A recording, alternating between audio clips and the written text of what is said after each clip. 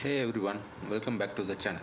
In today's video, I am going to show you a super handy Windows 11 feature you might not even know exists, Clipboard History. Let me ask you something. Have you ever copied some text using Ctrl C only to copy something else a few seconds later and realize you lost the first one? Or maybe you are working on a document and you need to copy multiple line items from different tabs of Windows and you are stuck switching back and forth again and again. Yeah, we have all been there, and it's frustrating. Yes, what if Windows could remember everything you copied throughout the day? Well, good news is it can. I'm about to show you how. This is where Clipboard History comes to the rescue.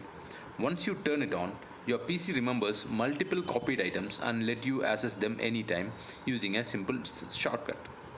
Think of it as giving your clipboard history a memory upgrade. Let's quickly walk through how to enable it.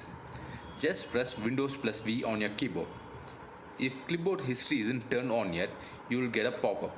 Click turn on and you are all set. The other method to turn on is click on start menu and go and search for settings.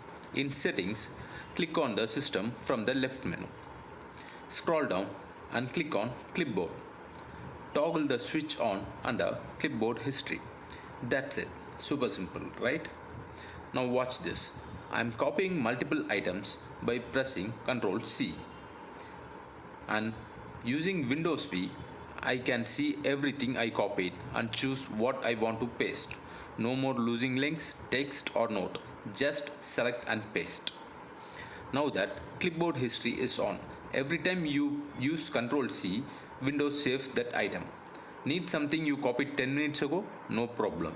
Just hit Windows V and it's there. If this trick helped you out, smash the like button. Let me know in the comments what other cool Windows 11 features you'd like to learn about. And of course, don't forget to subscribe for more tech tips that make your life easier.